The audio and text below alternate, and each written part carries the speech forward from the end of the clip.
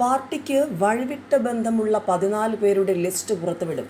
CPM ജില്ലാ സെക്രട്ടറിക്കെതിരെ ആഞ്ഞടിച്ച് P K. Sasi.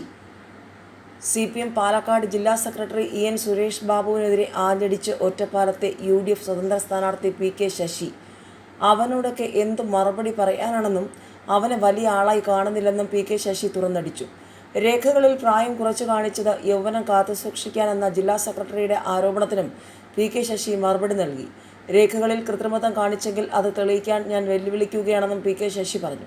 പാർട്ടിക്ക് വഴിവിട്ട ബന്ധമുള്ള 14 പേരുടെ ലിസ്റ്റ് പുറത്തുവിടുമെന്നും പി.കെ. ശശി വെല്ലുവിളിച്ചു. ഒറ്റപ്പാലത്തെ UDF സ്ഥാനാർത്ഥി പി.കെ. ശശി നാമനിർദ്ദേശ പത്രികയിലെ പേരിലും വയസ്സിലും കൃത്രിമം കാട്ടിയതായാണ് LDF മണ്ഡലം കമ്മിറ്റിയുടെ ആക്ഷേപം.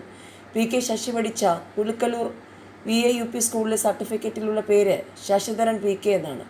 പേരിൽ മാറ്റം വരുത്തണമെങ്കിൽ നിലവിലുള്ള നിയമപ്രകാരം ഗസറ്റ് നോട്ടിഫിക്കേഷൻ ഉണ്ടാകണം. ഇത് ചെയ്തതായി വിവരമില്ല. സ്കൂൾ സർട്ടിഫിക്കറ്റിൽ ജനന തീയതിയിലും കൃത്രിമം കാണിച്ചുവെന്നാണ് LDF നേതാക്കൾ ആരോപിക്കുന്നത്. പോലീസിനും തെരഞ്ഞെടുപ്പ് കമ്മീഷനും പരാതി നൽകുമെന്നും LDF നേതാക്കൾ അറിയിച്ചിരുന്നു.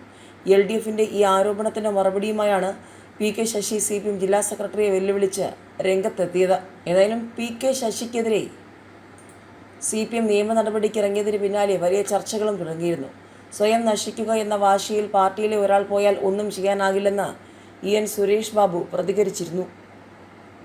CPM പാർട്ടി നേതാക്കൾക്കെതിരെ ആരോപണം ഉന്നയിച്ച പി.കെ. ശശിക്കെതിരെ നിയമ നടപടി സ്വീകരിക്കുമെന്ന് പാലക്കാട് ജില്ലാ സെക്രട്ടറി EN സുരേഷ് ബാബു പറഞ്ഞിരുന്നു. പാർട്ടി നേതൃത്വവുമായി ആലോചിച്ച് പി.കെ. ശശി ഉന്നയിച്ച ആരോപണങ്ങൾക്കെതിരെ നിയമ നടപടി സ്വീകരിക്കും.